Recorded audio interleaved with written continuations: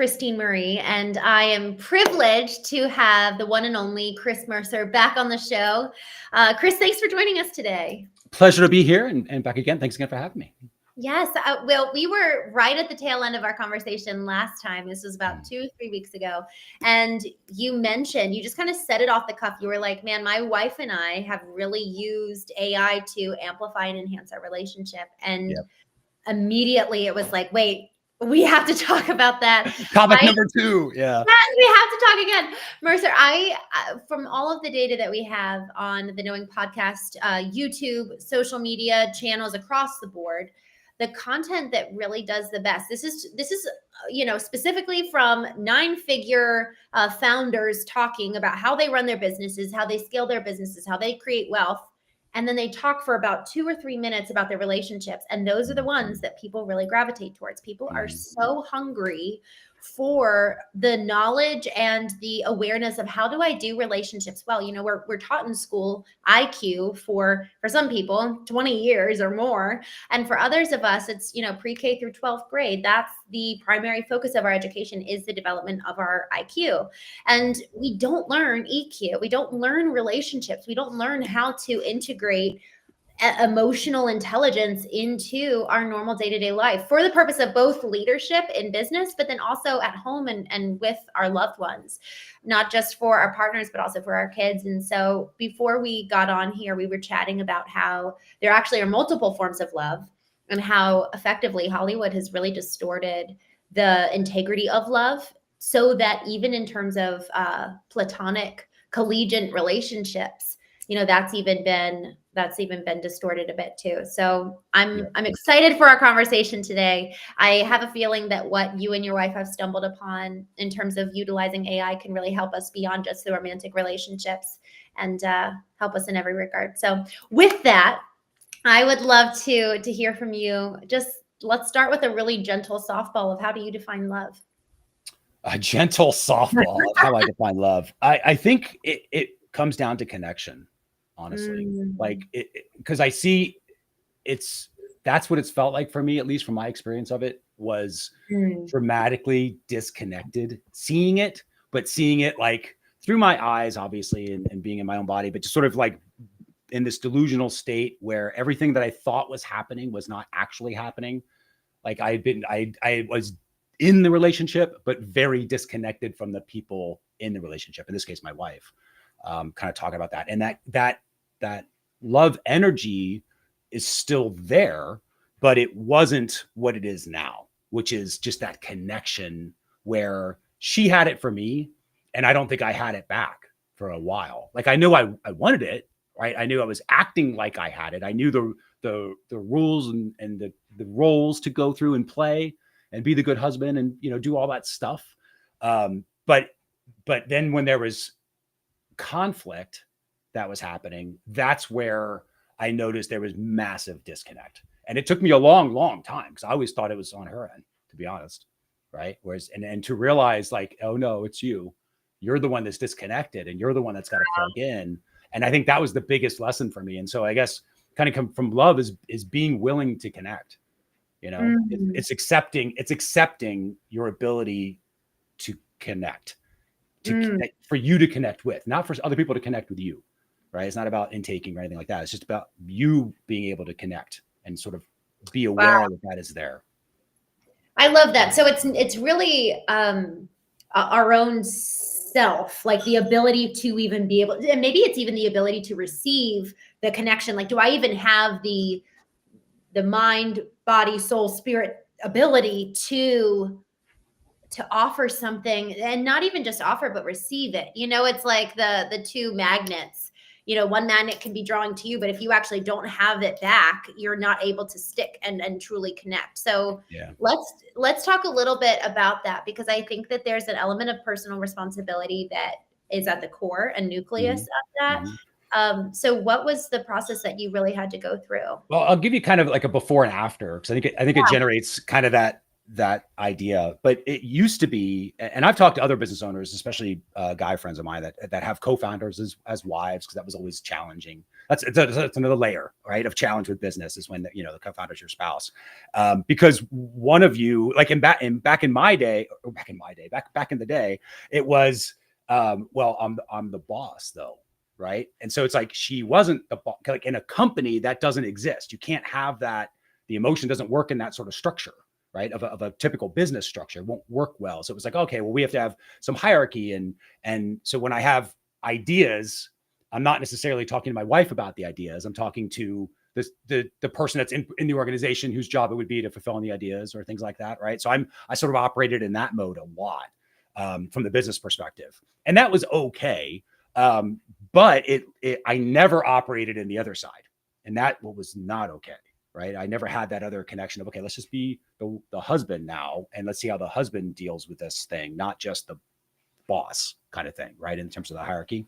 And so where that came from me was there would be things going on and she would bring up something, right, which was obvious and needed to be addressed. And she would bring and be like, oh, we need to talk about this, and this, or, hey, I just noticed this is happening. Right. We need to fix this. And I would take that as, yes, we need to fix it. Don't you see all the other stuff I'm also fixing here? Like, I appreciate that you're pointing out all the other stuff that's not going well, but I need you to start picking up the slack, and I need you to start helping and not just pointing out and criticizing where things are, but starting to say, hey, I saw this and I fixed it. Stop bringing me problems, start bringing me solutions, right? All these things that, talking to my friends, they're like, yep, that makes total sense, because it does. And that's the weirdest part about that sort of black hole is, on the one hand, you can explain to somebody and they kind of go like, okay, I get it. Like, she's just pointing out stuff and she's not picking up the weight. She's not helping out and she's not trying to be part of the team, blah, blah, blah. And it was very real for me, that whole experience. And it would cause so much conflict because she would come up to me with that. I would flip out with that. And she's like, I'm just trying to help. And I'm like, you're not at all. You're making it worse. You're making it so much worse. And you're being the opposite of helpful. I'm just trying to support. You're being the opposite of supporting, right? Now I can't trust her to do anything. So I'm not trusting her.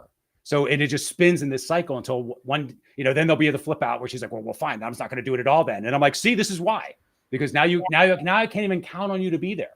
So I'm just like, checkbox, like almost like an ordering. Like I was taking the order of like, I just want to see what a really bad relationship could be like. Let me live this in the worst possible way. And it was like, oh yeah, now I just need this one. Yeah. And it was like this pattern, this incredibly predictable, incredibly frustrating pattern over and over again that I could not figure out how to get out of. So I just wouldn't talk about it because it would bring up conflict, and I knew it. So I wouldn't ask for help because I knew it would be a thing. I wouldn't talk about an idea I had because I knew it was going to trigger that same cycle. And I knew that loop was there. And so I would just ignore it. Honestly, just deal with it on my own, right? And shut down and not bring up those things and lose all the ability to connect with her. And what it is like now is I came to sort of accept, and it's definitely on me for sure, right? It's not on her. But I came to accept that I was, and this is where the AI bend comes in, because when you're using AI, I think in not so much like how do I write an email kind of way, though there's uses for that too. But I mean, truly from a personal development standpoint, using AI to help you to kind of take what's going on and to reflect back the parts that you probably aren't seeing that are right in front of you, type of thing, and kind of going through that experience. And what I came to was that deep acceptance, which was not easy. It was fast, right? It's like when you crack the eggshell's cracked, but cracking that eggshell was hard. And then once it happens, you're like, oh, and then you're like, oh, now I got to live the other side of this. But it was accepting that the only way that conflict could have ever happened is if I had to believe from the start that she was there to harm me. That was the only way, because everything was built upon she's hurting me. She has to be hurting me. She's harmful. She's pain, right? She's the opposite of everything good. And she would bring this up to me all the time. She'd be like, why do you treat me like I'm like your enemy? And I'm like, I'm not. I'm desperately asking you to help me. You're just not. But in reality, I was like definitely doing that. I just couldn't see it. because that thought wasn't conscious for me. It was already a structural belief system of this person doesn't get business, doesn't understand where I'm at, doesn't have the experience I have. Her heart's in the right place, but she's absolutely going to cause problems. And then guess what I get? Exactly what I expected, right? And the second I came to that, and it was conversations with her too. Don't get me wrong. This wasn't like it was just me with AI and being like, oh, I'm fixed now. It's not like that.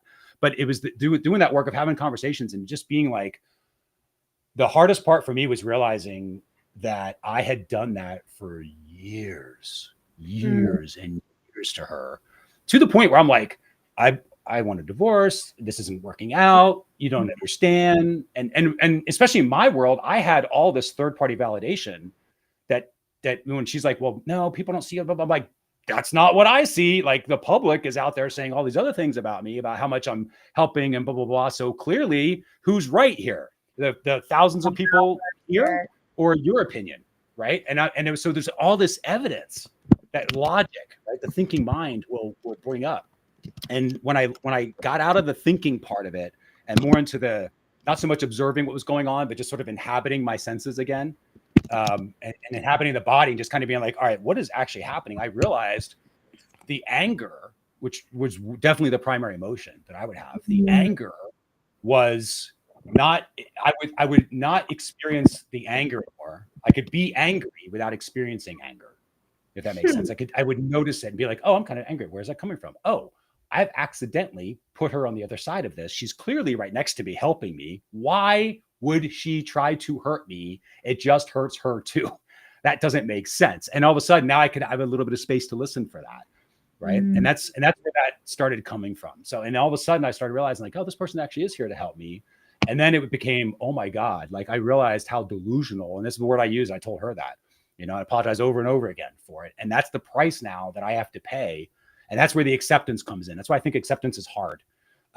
It's easy and it's hard. The easy part is accepting. The hard part is to continue to do that, because you realize there's a price that is paid. And that price was realizing who I was to her and being like, I was that. Like, not, well, yeah, but you kind of deserved it, because if you hadn't have done it, so it takes two to tango. Like, I know that phrase, right? It took two to tango. Both of you had a part to play. Maybe, but that's not the price I have to pay. The price I have to pay is, no, that was me. I did that. I was so delusional. And the fact that she stood by me and stayed in this relationship for as long as she did and put up with it, I'm just like, talk about miracles. I'm just like, God, like I was even trying to kick you out and you didn't do it. I'm like, there's just something talk about connection, there's just something there where you're just like, this is just undeniable. And the second that I paid the price, literally with going like, okay, I accept that I am the one that, like, truly not thinking it's you did it, knowing you did it, right? And you accept it, you're like, oh my God, I am the asshole, right? And it's kind of like that, and you're just like, oh my God, she's been right this entire time. And you're like, oh, there's absolutely nothing I was right on. And for years. And to be like, yeah, you just basically, being this guy that you should never have been, but didn't know how else to be, right? So it's not blaming. It's not that. It's just that I carry the price. And that experience, though, is the gift, because I have that. I can tell the difference now. You know what I mean? Like, if I didn't carry that, I wouldn't know the difference, and I'd be right back in the same flip state. And it's not to say everything's perfect. It's not like that. It's not like, oh, everything's, there's always ups and downs, but having that price and caring and realizing like, oh, I was that, I did do that, and that means I can do that again. But because I can recognize it, I know I'm not that. Yes. Now. It's out. It's not inside. It's outside. Man, Mercer, as you were talking, I just got so many chills at multiple points throughout this. I can't think of hardly anyone ever really who's been so honest about their relationship, and in a way that, just takes such responsibility for it. And I really want to thank you for that, because it is, man, it just changes everything in terms of people's ability to look in the mirror when they see it modeled. It's like, oh, that's how I do it, so I just wanted to thank you for that, because it is it's so rare. It's so much easier to point the finger, and it's more comfortable that way. Even what you said about the element of acceptance, it's not hard to accept for the first time. It's hard to continue to accept it moving forward. It's like, oh, I actually felt this a couple weeks ago with my partner. I actually, he didn't even say anything. I just felt the weight of something I had done that really triggered his childhood wounds. And I really sat with that. And it was totally unelicited by him. I was in my vertical alignment and I just had this moment of like, oh my gosh, I can see. And then 2 weeks later, something came up where he was like, and that's how I feel. And I had to maintain the acceptance. And it was my gut reaction to be like, I already apologized for that, Right. Been there. Oh my God. Yeah. That's the thing. Because it's like you're, was it like taking points, right? Yes. Oh no, we're not at a deficit. I don't owe you anything anymore. I've already apologized. Totally did that. And I'm glad you brought that up because you're right. That is it's not the initial acceptance. It's the continued acceptance where you realize, oh, this is the work is I just have to accept that I not that you are this person now, though in a way, true. You are this person who did do that. You're not a bad person, but you did bad things. And that's it. And you're just like, all right, like that sucks. And because I did that and I'm accepting of who that is, the relationship's stronger. She sees me for who I am because I see me for who I am. And I didn't see that before, at least not on those levels, in those areas. That's so wild. It's the unwillingness to look in the mirror actually prevents us from actually, and I just have never thought about it from this lens. So just bear with me as I say something so obvious that's really helpful for me right now. Our inability to look in the mirror prevents us from really being able to see ourselves, the truth, and therefore we will never be authentic. And so it's not just looking in the mirror for the purpose of confessing my sins. It's looking in the mirror for knowing. Knowing yourself. And I talk about looking in the mirror so often, but I just love this element of in relationship with somebody else. You're actually not just looking in the mirror to apologize to them, but it's for the purpose of truth. It's for your sake, and now we can start living aligned, but we can't have a transformation if we don't know the starting point of truth and then do a 180. So I just really respect that example. Example and also just the steps that you went through. Can you dive a little bit deeper into the steps? Like if somebody wants to look in the mirror in their relationship and it's so obvious to them it's someone else's fault, what do they do? Where do they start? So what I would do, this is what I did. In fact, I'll give you just a recent one. So because weeks ago, right, so when we were talking about doing this. Yes. And then later that afternoon, very true story, later that afternoon, I'm kind of, I'm just like, oh, this is good. And we could talk about this and the AI conversation you and I just had and everything else. And I'm all excited. And I start to have a conversation with her. And then she starts to get irritated at me. And all of a sudden we're back in a fight. And I'm like, how is this even possible? What are the odds of within an hour of that call? Yes. I'm right back here. And I'm like, and so I literally, and this is where I think the usefulness of being vulnerable is. Vulnerability is the greatest strength in the world, period. There's nothing stronger than that, period. So I highly recommend people to try it. It is something that you need to wield a little differently, right? Because it's tough to be vulnerable in like a middle of a subway type of things. Pick your time and place. But with AI, it's a tool that allows you to be vulnerable when it's just you. So it's great practice. It's like training wheels. And that's how I use it for that. So what I did is I literally grabbed my phone. So I have my phone and I just record a transcript or record an audio so I can get the transcript. But all it was me just venting everything that was going on in that moment. It's like I just got out of a fight and was trying this stuff out. I was excited and then we're this and I don't know how it happened and I lost control and then she's talking about me and blah, blah, blah, blah. And now I'm thinking this is stupid and what am I even doing this for? And if this is what I'm supposed to do, how come this isn't happening now? And maybe everything's gone wrong and my entire world is backward and blah, blah, blah. And then to her credit, she allowed us to record the fight. So, because I was like, hey, do you mind if we record? Yes. So we did. We record almost every single So you record the conversations. So we did. And so I basically gave it to AI, and this is how I prompt it, which I would recommend that people use this style. But I'll basically say, I'll attach the transcripts, which I had mine. Here's my version. And then here's the transcript of the, our fight. And it was simple stuff, and probably something that people are going to be like, oh my God, I've had that. And it was like, I was cutting her off. I wasn't letting her finish her words, speaking all the time. But for some reason, she could cut me off all the time. Right. And so it's like, I couldn't. So there was like, I was feeling that points system. Yes. Right. I was out of transformation. I was back into transaction mode. Right. And I could feel that, but I didn't know how to get out of it. I didn't know how I got into it, but I was too much in my head is what was happening. I was thinking about my experience, not actually experiencing my experience, if that makes sense. And so I to get out of that, for me, AI is very helpful because it'll automate my thinking beyond, just so I can get to the insight I need and not let me sit. Otherwise, I can go walk around the lake. Like, that's perfectly fine. You can walk around the lake or go sit on top of a mountain and meditate for a while. There's lots of ways to do this. But for me, AI collapses time because it's faster.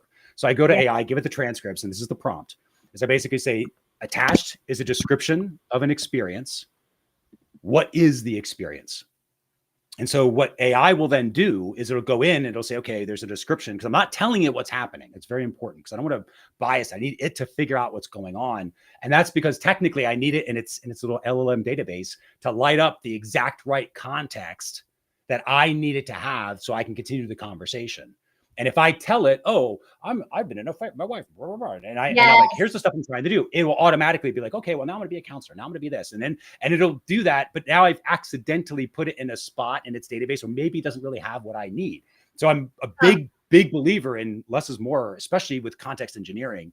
I think that's a mistake people are doing, that they think feeding it more and more and more and more and more is the right answer. I don't think it is.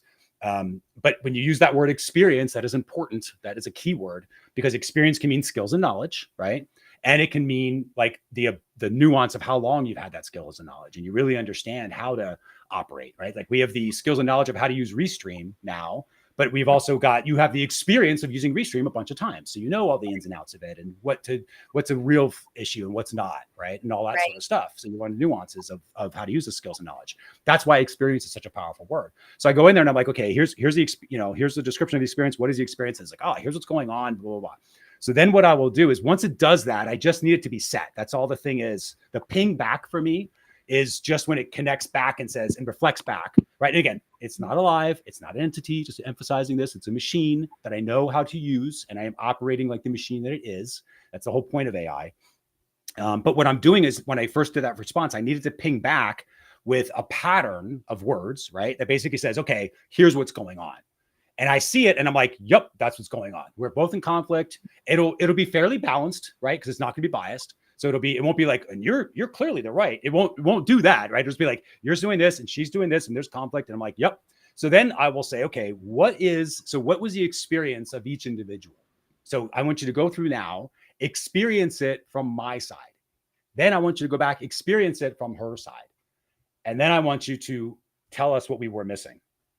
What was the thing we should have said to each other that we didn't? What was the hidden experience that we both missed, that we weren't able to get through? What was the thing that I needed to see that's there, that I need to experience? And then that is literally how I'll put it, that I need to experience as an experience. And this is important because it'll change how AI will say the words back. It's not going to say, it won't give you just information, right? It will give you a first person experience of how you're thinking it through, and you kind of role play with that. And when you're doing that, your brain is literally going through that process biochemically, and you are experiencing everything. And so that's kind of what I will do, is I'll get that hidden experience. That, by the way, that's the exact same thing I do with all of the newsjacking stuff that goes on when politics, right? And there's conflict, and it doesn't matter. I can give it a YouTube transcript of the video.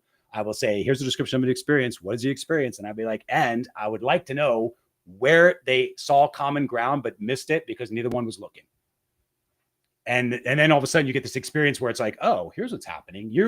She was thinking you were taking the mic away, that you weren't trusting her and you just weren't letting her finish, right? Over and over again.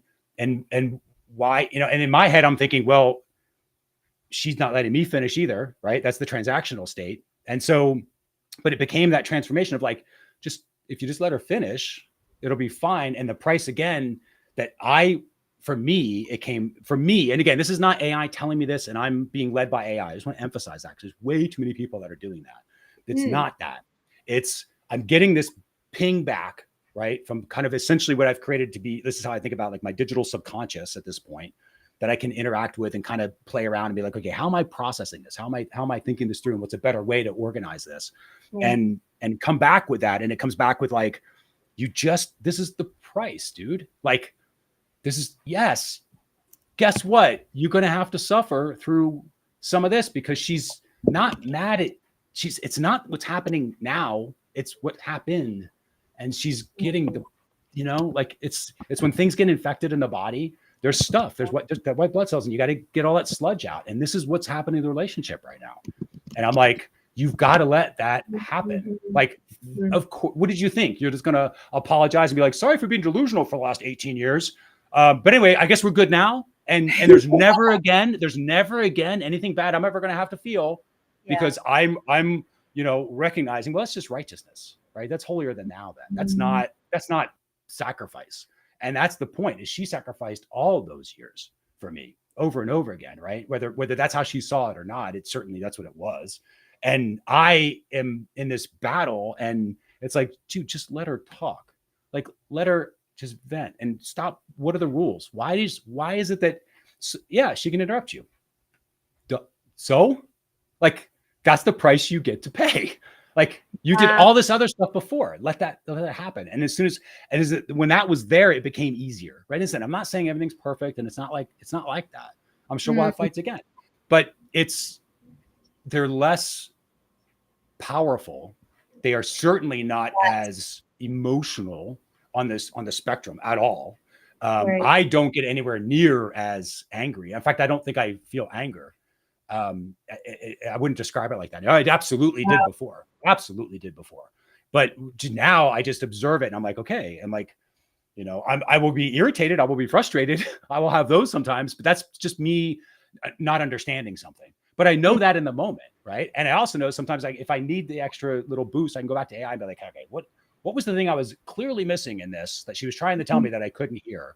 But most of the time, and this is a trick, I'm trying to help people, but also I don't want to give them a crutch. It's not your crutch. It's just training wheels. So if I have to use it, it's to build a muscle so that I can do it live with her. Yes. You know what I mean? Like, not so every conversation I have to be like, okay, let's have a conversation. Now I'm going to go to AI so I can know what to do next. It's not like that. But there are going to be times where that's helpful, where you're like, okay, I'm stuck in my head, or I need a little change in perspective. And that's what AI is really good at, is giving you that shift in perspectives, especially when it delivers insights. Instead of information, it'll give you insights, because it'll give you the experience that you're looking for, and be like, hey, here's how you could be thinking about it like this. Like, this is you just paying the price. All the stuff that you're irritated by, imagine how she felt. That's what she paid. You made her pay that price. She stayed, and you made her pay it over and over and over again. And you're getting irritated because she's done it for 15 minutes. You did it for years. And that's how I look at it now. And I'm like, whenever that happens, and whenever, especially if I'm going to use guy language here, but it's kind of like, this is the stupid thing. Oh my God. Like, what am I doing? And you're just kind of like, oh, this is going to go on for a half hour, and I already know what's going to happen. And you just get out of that mindset and just be like, this is you paying the price. This is what I mean by, that's the harder part, is recognizing the acceptance. Is like, yep, this is what you accepted. And this is the part where it's just, you let this be, and you don't have to judge it. You don't have to be, bad about her or bad about you or any of that. You just have to let it happen. But that's the point, is let it happen, and then it very quickly gets a lot better, which is nice. Right. So there is a payoff to it. It's not like, oh, good, you just learned how to fight and she wins all the time. That's not what I'm saying. Right. It's not that at all. But it is a very different way of dealing with things, so that they don't spike the way they used to. And those ups and downs aren't anywhere near as dramatic. They're still there, but that's just life, like, that's what keeps it interesting. Can you lean into, because what you're saying is that AI is supporting you, but it's not a crutch. It's not having it in real time and being like, hold on, please. You're right. Let me go to. There's so many people doing that with like character AI and stuff like that, right? Where they're getting virtual girlfriends and virtual, husbands and boyfriends. It's like, okay, but You're just talking to yourself is what's happening. You're falling in love with you is what's happening there. And the character AI is not going to not let that happen. That's their business model, So you have to be a little, so with AI, you just have to be aware of what it is, right? Not a third-party entity. It's not a third-party entity. It is just a machine that is amazing at mimicking human thought and human emotion because it is built to model how humans process thought and emotion, literally. That's why they call it a neural network. It is built on how we process. So we patterned it the exact same way we are patterned in terms of our thinking and processing. So of course it's going to mimic you, right? It's going to tell you you're awesome all the time because you think you're awesome.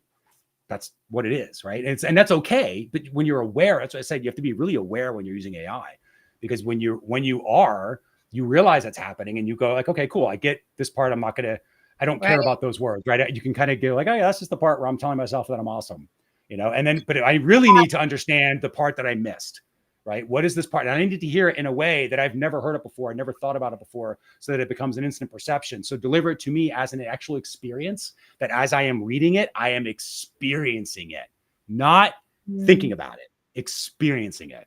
And then all of a sudden it'll say things like, well, now that we're in the room and you can feel the fan up against your skin, and it starts, and it will talk in terms of senses. But that's why that does that, because it's the experience biochemically of what your body's going through. It's like all of a sudden you'll feel your shoulders drop, and my shoulders will drop. I'll feel that. And I'll be like, oh yeah, and you participate. And that's the point. You can't just read it like a story and expect it to happen. But when you participate with it and you're like, oh yeah, my shoulders are dropping, my breathing is a little bit slow. Okay, I am in that space now. And now you're like, now you have the experience. You literally feel like you've crossed the chasm. And it's not about how do I get across the bridge? It's just tell me about what the other side is. Like that's how you cross the mirror, is you just are on the other side of the mirror, and you experience the other side of the mirror, and then you realize, oh wait, I am the other side of the mirror now. It's kind of like that. You don't have to, and then you look back and you're like, yeah, I guess there was a journey, but it wasn't about the journey. It was about the destination. That's what's really good about AI with experience, is being able to do that. And when you're in your head and thinking, you're actually not making the movements. It's through the experiential existing and being in that present moment. And in the present moment, the present keeps moving forward. That's exactly right. Well, you are stuck, right? Yeah. You're stuck and the world moves forward and you're kind of this paralyzed. And again, I have my moments. I had one yesterday where I was in this mode and I was just stuck, but I recognized it.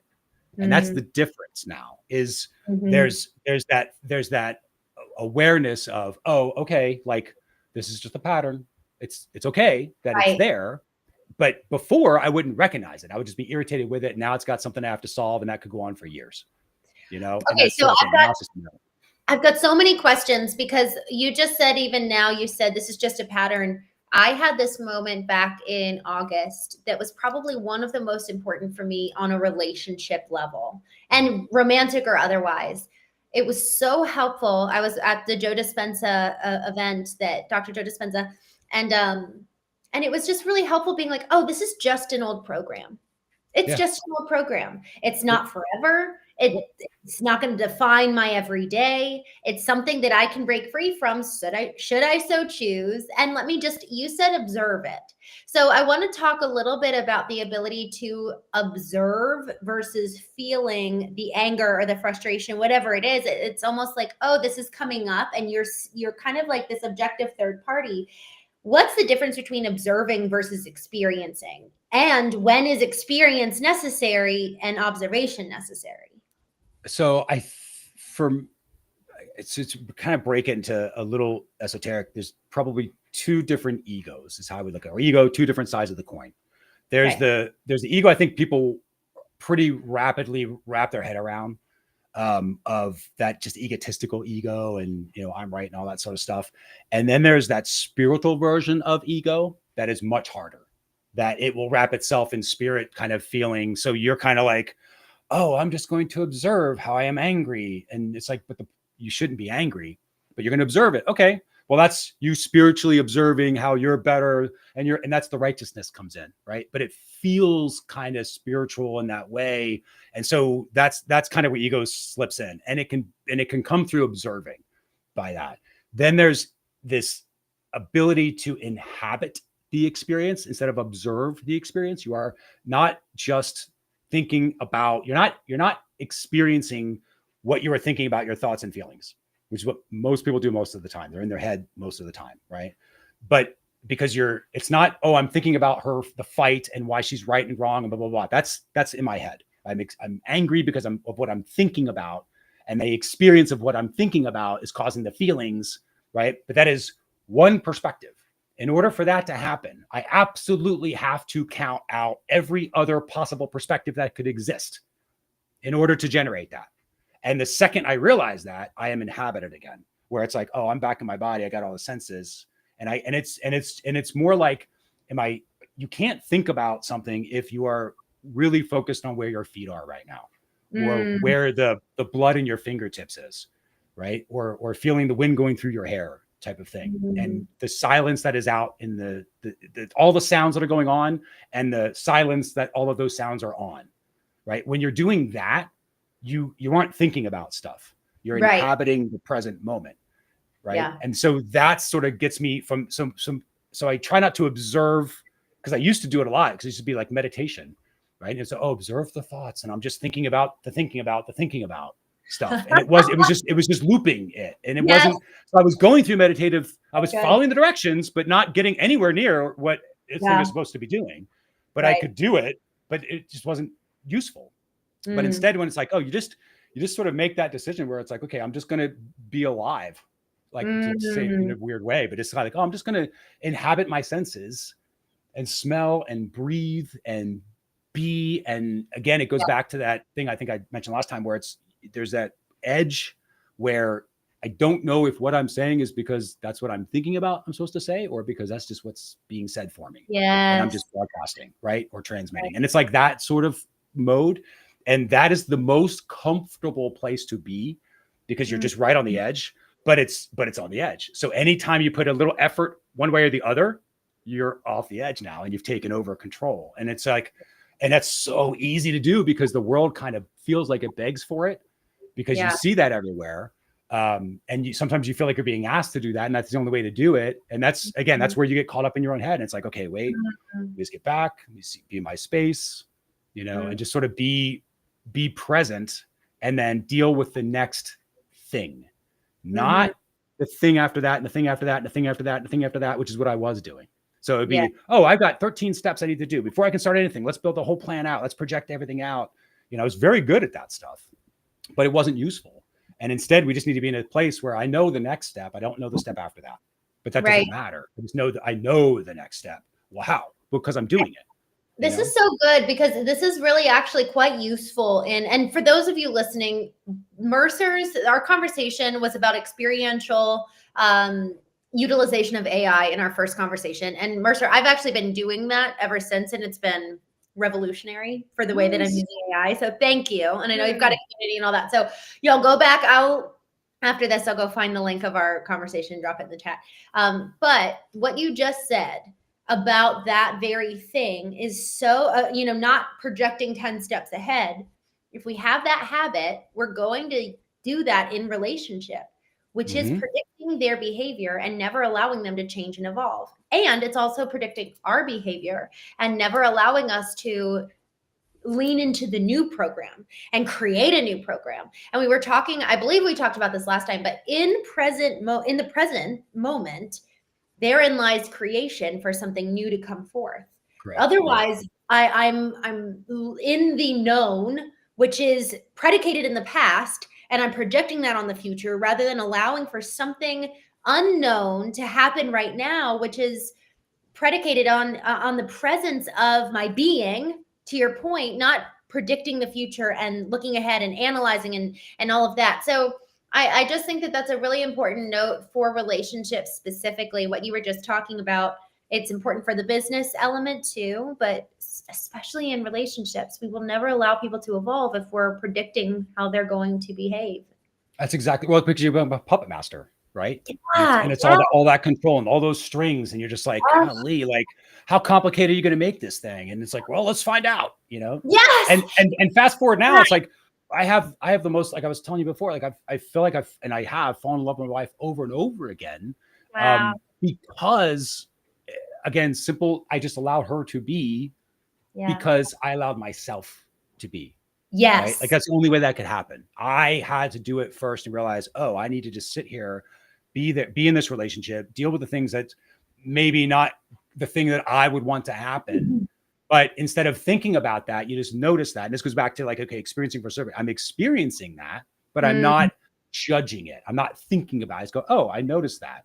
But I am experiencing a connection with her right now as that's happening. I notice that I'm thinking this, but I'm experiencing a connection because I'm allowing it to happen. Right. And so you can see the bad. And well, guess what happens? All of a sudden, all the good. Yes. And now all of a sudden I'm like, I'll talk to her. I'm like, God, that's a great idea. I was like, God, I've been trying to, and I in my head, I still do this. I'm like, do you know how many years I tried to get her to help me and she wouldn't? But I'm like, oh my God, like she's literally been trying. I just never accepted it and didn't realize it. And now she helps me all the time with all sorts of stuff. And she's like, well, let's talk about this. Let's talk about that. And I had an idea for this, or here's a cool idea for that. And I'm like, oh my God, these are brilliant. Like, where have you been? Like she's writing a book on stuff and I'm like seeing the book and I'm like, holy crap. Like, this is amazing. Some of the stuff that she's doing. And I'm like, where have you been? But she's always been there. It's just, I couldn't allow it because I think the space, this goes back to the thinking versus the experiencing. When I was thinking about stuff, it was building blocks. Like I was assembling a world. I had to assemble the business or assemble the relationship, right? Puppet master, strings. I'm assembling like Lego blocks or, just kind of building all these little bricks of what I wanted something to be or what I thought it was supposed to become instead of just creating a space that could be the garden and planting the seed and knowing that the seed's going to do what a seed does. My job is just plant it, water it, nurture it. And then whatever it does, I'm just like, cool. It's going to be an oak tree. I don't know what kind of oak tree it's going to be. I just know it's going to be an oak tree. I can't define exactly what it's going to look like or how it's going to grow. I just know it's going to be that. And however that is, I get to find out along with everybody else. And that's where that sense of wonderment comes in, where you are okay with the uncomfortable, right? Because otherwise it can be uncomfortable when you're like, oh, I'm not in charge. Like that just feels like, oh no, I don't want to do that. And it's like, no, we're not. That's not what it is. It's a much, much more comfortable setting. I used to describe it. I think I told you this years ago. Where I was like, I felt like I was kind of swimming down a river and paddling. And then I realized like, oh, dude, you're in a boat. And you've been flopping around on the ground on the boat, just you could have just chilled. Everyone else is like, okay, whatever. He thinks he's swimming. We'll just pretend he's swimming. Right? Because I look, oh, the current's going past and I can see the shore going past me. So I must be doing all this. I got to swim even faster. Right. And it's like, no, you can just chill and relax in the boat. And guess what's a lot more comfortable and a lot more useful and has a lot more stuff. There's other things boats have, right? Yeah, I love boats. I was on a big boat last week and I freaking love boats. I didn't even realize I loved cruising. And I was there you are. A great place to be. So, and just a quick note on that, we all are doing that for a reason. Yes. And I think that's where there's just so much grace to afford ourselves that we actually learned to control, to keep ourselves safe, or because that was how we earned connection. So much of you defined love as connection right at the beginning. And that's what we all want. We want love and connection and to belong. And so if we grew up in an environment where the only way to do that was through either controlling or keeping our mouths shut or whatever it is that could be the tendency that is getting in the way of connection today, it's understanding the root there and then just allowing for the grace to just observe, to your point of like, oh, I'm doing it again. And then with acceptance, you were talking about this earlier as well, where it's like, okay, apologizing one time does not counteract all of the past data and the impact. You said paying the price. I think that there's something about that too, of like, not just of how we've treated others, continuously accepting the consequence of like, I'm so sorry I treated you this way for years. And I understand that it's going to take you a while to relearn that I'm not that way anymore. So accepting responsibility and also acceptance with ourselves for the decades of being programmed a certain way, recognizing and affording ourselves that same grace of like, that's very well going to keep coming up and I just have to learn a new program and it's fine. And, I'm going to get there. And it's just the acceptance for how we've shown up with other people and paying the price in that regard. And then also for ourselves, just affording so much grace and accepting that, I still made the same mistake. And I promised myself to change and I am. I actually am changing in the recognition of it. So I'm winning. Because it becomes a signal, because you're using it as a signal, not as a judgment. Because before you'd use it as, oh, I'm bad because I'm doing that. Now it's just a signal. That's why it's there. That's what it's there to help you, just to be like, oh yeah, that's how I recognize I'm not where I need to be, is because I recognize this other side. And like, and that's what for me, that's the practice now. It's just when I'm in that state, the job is not to fix the state, but that's what you think it is in the beginning, right? You're like, oh, I'm in pain. How do I get out of pain? Yes. Like, and it's weird because the way it truly is that you're not in pain. You think you are, but that sounds so hard to logically explain to people. Yeah. But that's what's happening. And there's just that point now where I'm like, okay, this is what's going on. It's like, nope, this is what I think is going on. Like, it's what I'm thinking about is going on, which is fine. But I'm also feeling the bottom of my soul's up against the treadmill. I'm feeling I'll go outside and walk, and I'll do like kind of the really slow, like heel to toe style walk, just to be mindful, kind of walking, and just do that for 30 seconds. Because it just resets everything. You're like, okay, because you have more perspectives. And again, going back to the, this can definitely get a little woo and a little esoteric. And I wish that it wasn't. I wish it was easier to explain. It's just that fits really well. But from a data perspective, because I was kind of the data guy in past lives, it's like your senses, because you are inhabiting your body and you are using your entire body, not just your brain. And I cannot emphasize that enough. The brain is a tiny part of who you are, but we think it's everything. We think it's the control center. It's not. The entire thing is connected. It's an organism that you're a part of. And so to inhabit this organism that is your body, imagine the data that is now available to your brain and your awareness. And that is why it seems like magical stuff happens all the time, because your brain's like, oh, I don't have just the 10% that you think is important because you have your perspective. I'm also able to sense all the things that the body is allowed to, sense through touch and smell and hearing and sight, right? And the sound and everything else that's possible in the five senses. Right. We currently, again, scientifically can measure some of that, but it doesn't mean we know all of that, because science, right? So but the brain sure does.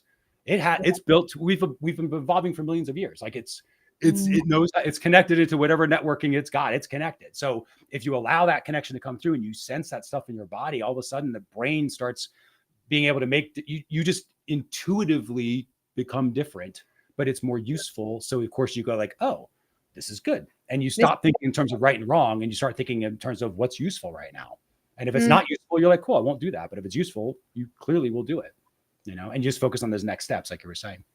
I'm going to pull, because you talk a lot about that in our first conversation, which I loved about, is the intent usefulness for our clients, for the way in which we engage. Like, I really want to, I'm going to drop the link to that. One last question, because I'm mindful of the time. And Mercer, I just love our conversations. I'm like, let's do a part 3. I really do love our conversations.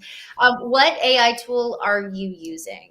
Gemini. When you have conversations? Okay. Yeah, it's Gemini, but it doesn't matter. Any LLM, they all operate the same way. It's the beauty of the technology. There's a lot of people getting caught up in which tools, and it doesn't matter. The LLM technology was all built on neural networks.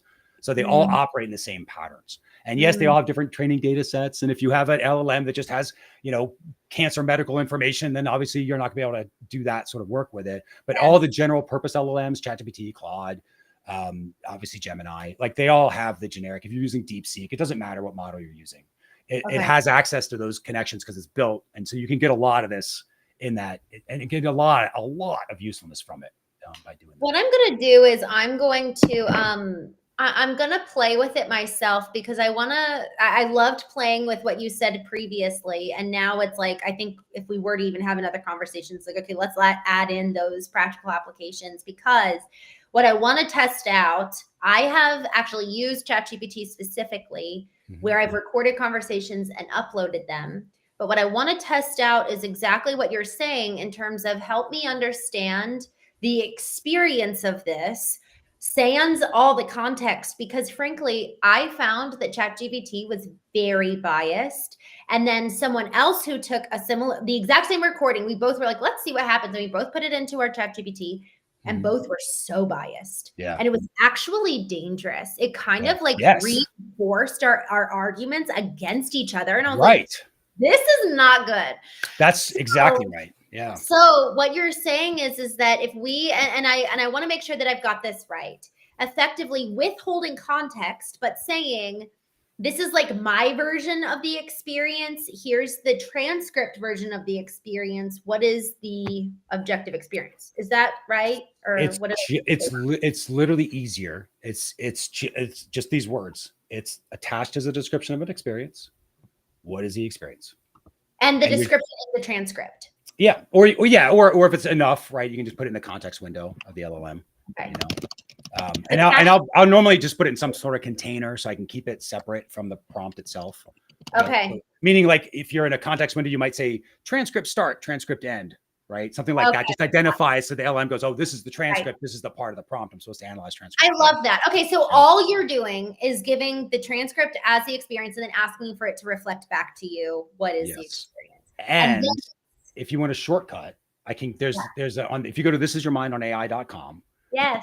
Right now it'll redirect to the Google Doc, right? Because I'm just kind of giving all the gems out. But there's one called the Leap, and that's the one that I use all the time, which is the Leap. So it stands for latent experience as prompting. But it's a gem. It's a Gemini gem. It's public, so anybody can click on it, and it'll take you right into Gemini. And when you click on that, and you can go into Gemini, you can put the transcript in there. Just hit start. I see it. Okay. You'll get prompted. So for those listening, this is yourmindonai.com. It's a Word doc, and right at the very beginning of the Word doc, it says the Leap. Yep. And then that's click on that. It'll take in the gem. What this will do, this is a 4-part process, but it's training wheels, right? It's for me and hopefully for others. But the idea is the first thing it's going to do is you put everything, whatever the thing is you're going through, put it in there. Whether it's a transcript, whether it's just, I've done things where it's a sentence, right? Like anything, put it in there. The first thing it's going to do is it's going to ping back, right? It's going, so it's, again, this is the science part of it, or the technology part of it. What it's doing is you're giving your experience, your current experience on kind of your side of the digital mirror here, and you're giving it into the LLM. The LLM is taking those words, it's breaking them into patterns, right? Which is just vector database numbers and all that stuff is where that comes in with LLMs. That goes into the LLM. It's going to find the pattern because it certainly has that, or close to it. It's going to connect to the probability pattern that has, that's where it gets its context hookup. And that's what lights up all the context is that stuff. Then it's going to ping back with this gem. It's going to ping back and say, here's what I think you're going through. Sounds like you're going through this. And it kind of gives that ultimate empathy answer. Where you're like, where basically the way you know it's working, and I've done this on the live stream, so I've tried to demo it so people can see how it works. But the first ping back, you should be experiencing, oh my God, yes, I wish I had said it like that. I wish I had said it like that, because that's exactly what I'm going through right now. That's the first part. As soon as you do that, and that's what I'm looking for as a signal. Because if it doesn't happen, and I use signal on purpose, because it's not, I don't care about the words. I care about that feeling of, oh my God, yes, that.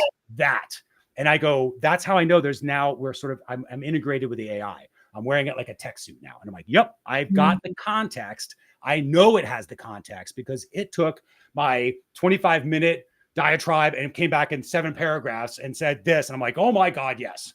I feel so simplifying it. Exactly. Right. And, but it's better. It's better. It seems to be better than I saw me, which is that tells me it now has the context that I don't have access to. Already, right? I need to get it to send it back to me in words.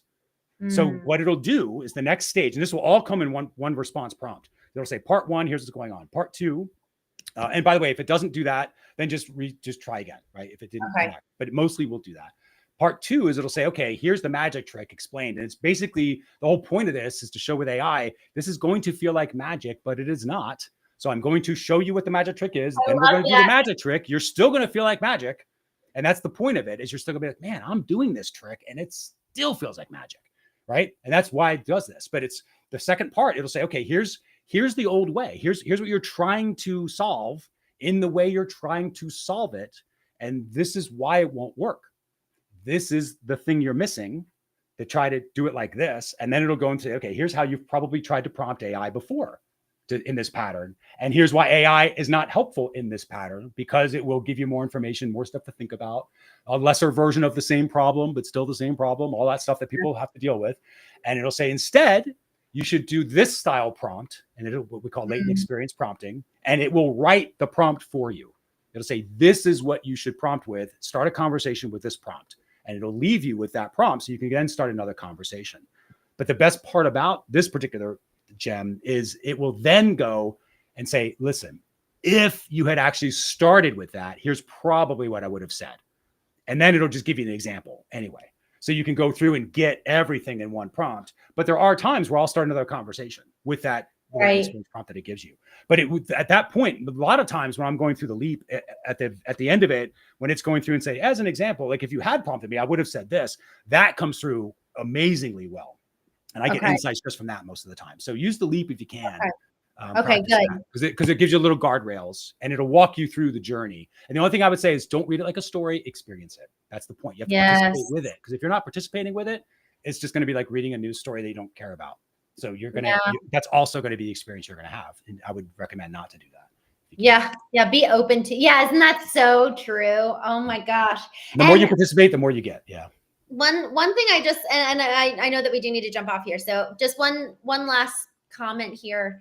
We really do manifest and fulfill on our own prophecies. So we have to know what we think about ourselves and what we think about others, because it will happen. Absolutely right. Those perspectives are mind-blowing. And yep, absolutely. Mercer, thank you so much. I loved our conversation, and I'm excited to see you next week at almost. Hey, can't wait. Y'all, I will see you tomorrow on The Knowing Show. I'm going to drop the last conversation I had with Mercer here so you can get caught up on the experiential marketing specifically and just the utilization of experience with AI. And then also his website where you can use the leap for your future relationship problems. Woohoo! Me too. Thank you, Mercer.